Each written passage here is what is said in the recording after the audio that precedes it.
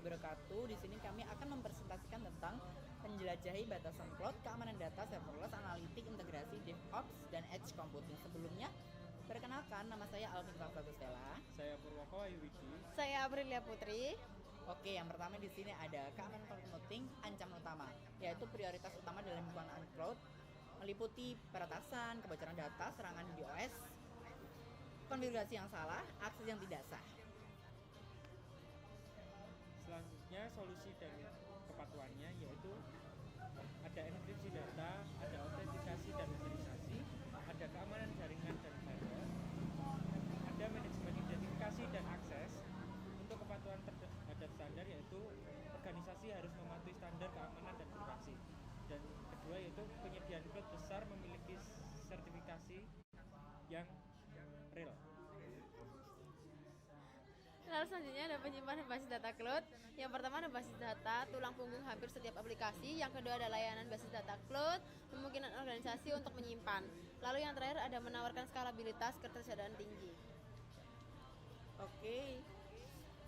Selanjutnya ada skema dan skalabilitas. Di sini ada layanan basis data cloud populer, ada relational database, Firestore, MongoDB, and Azure Cosmos DB. Untuk skema penyimpanannya ada relational SQL dan non-relational NoSQL. Untuk skalabilitas dan replika otomatis ada layanan basis data cloud dan replika otomatis yang memastikan data bisa tersedia di beberapa lokasi.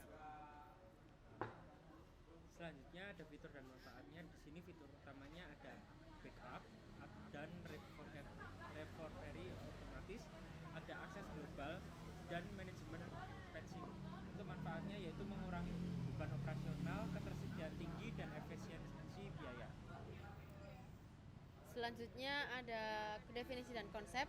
Model eksekusi cloud di mana penyedia cloud secara dinamis mengelola alokasi server dan sumber daya. Di sini konsepnya adalah bisa menulis mengunggah kode fungsi Anda. Terus juga ada penyedia cloud bertanggung jawab untuk menjalankan kode tersebut. Lalu yang terakhir ada bisa tidak perlu memprofesional. Selanjutnya ada contoh dan manfaat. Di sini terdapat contoh layanan serverless populer, ada AWS Lambda, Google Cloud Function, Azure Function. Dan untuk manfaat utamanya fokus pada kode dan bukan infrastruktur, untuk skalabilitas otomatis dan mengurangi biaya operasional. Selanjutnya ada model pembayaran dan kasus pengguna. Untuk modelnya kita hanya membayar saat kode kita benar-benar berjalan dan tidak ada biaya saat fungsi tidak aktif. Untuk kasus pengguna umumnya ada API backend, ada pemrosesan data real time, ada chatbots atau asisten virtual dan otomatisasi tugas.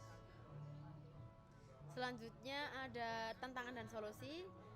Merujuk pada volume data yang sangat besar, lalu tantangannya ada penyimpanan dan pemrosesan data yang sangat besar. Yang kedua ada ekstraksi insight dari data yang kompleks. Yang terakhir ada skalabilitas alat analitik. Oke, di sini ada layanan dan fitur. Untuk layanan big data ada AWS EMR, Google BigQuery, dan Azure Synapse Analytics. Untuk fitur utamanya ada analytic real time and batch. Yang kedua visualisasi dan integrasi BI tools. Yang terakhir ada skalabilitas dan efisiensi biaya. Untuk manfaatnya yaitu mengambil insight lebih cepat, pengambilan keputusan berbasis data dan inovasi produk layanan, dan mengurangi kompleksitas. Selanjutnya ada tantangan dan solusi. Tantangannya yaitu menghubungkan berbagai aplikasi layanan yang berjalan di cloud yang berbeda. Yang kedua ada mengintegrasi aplikasi cloud dengan sistem. Yang ketiga ada mengatasi perbedaan format data dan protokol komunikasi. Terus solusinya ada API.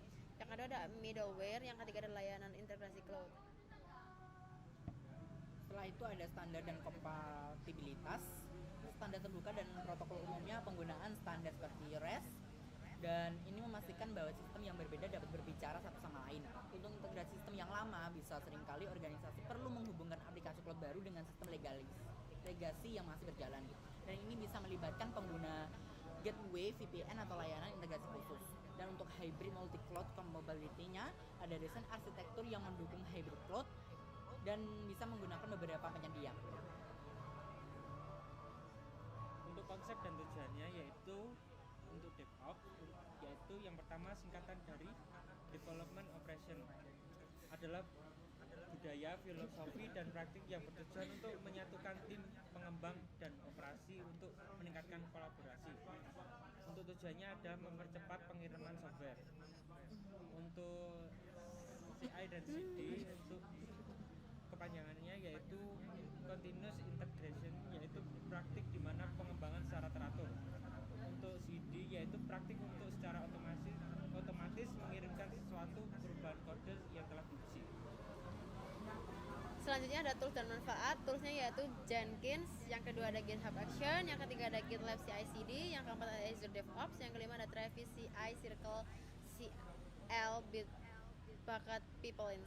Lalu manfaatnya ada waktu rilis lebih cepat, yang kedua ada kualitas kode terjaga, ketiga ada peningkatan kolaborasi, yang terakhir ada integrasi dengan cloud infrastruktur. Untuk definisi dan konsep di sini definisi paradigma komputasi di mana pemrosesan data dilakukan dekat dengan sumber data. Dan untuk konsep intinya bisa membawa komputasi lebih dekat ke edge jaringan, mengurangi jumlah data yang perlu dikirim ke cloud pusat, dan memungkinkan respons yang lebih cepat dan latensi yang lebih rendah. Selanjutnya untuk manfaat dan contoh. Manfaatnya yaitu mengurangi latensi, mengurangi beban cloud besar, kendala, dan keamanan data. Untuk contoh aplikasinya yaitu Smart City, Autonomous Faceless, dan manufaktur cerdas. Selanjutnya ada integrasi dan kasus penggunaan. Integrasi dengan cloud pusat yaitu edge computing tidak menggantikan cloud melainkan melengkapinya. Lalu ada data yang telah diproses di edge dapat dikirimkan ke cloud pusat, lalu menciptakan arsitektur hybrid yang kuat, cocok untuk aplikasi real-time dan IoT, yaitu sangat penting untuk skenario di mana latensi adalah kritis dan volume data yang dihasilkan di edge sangat besar. Lalu ada memungkinkan aplikasi yang membutuhkan respon cepat. Untuk kesimpulannya di sini ada keamanan cloud adalah tanggung jawab yang bersama membutuhkan pendekatan berlapis. Basis data cloud bisa menawarkan skalabilitas dan kemudahan manajemen. Untuk serverless computing bisa merevolusi pengembangan dengan fokus pada kode dan model. Untuk big data dan analitik cloud memberdayakan organisasi untuk mendapatkan insight dari data besar. Dan integrasi cloud adalah kunci untuk menghubungkan sistem yang beragam dalam sistem yang kompleks, dan DevOps and CI/CD mempercepat pengiriman software dengan kolaborasi dan otomatisasi, dan semua topik ini saling melengkapi dan membentuk ekosistem cloud yang dinamis dan terus berkembang. Dan sekian presentasi dari kami. Bila ada salah kata mohon maaf yang sebesar-besarnya. Wassalamualaikum warahmatullahi wabarakatuh.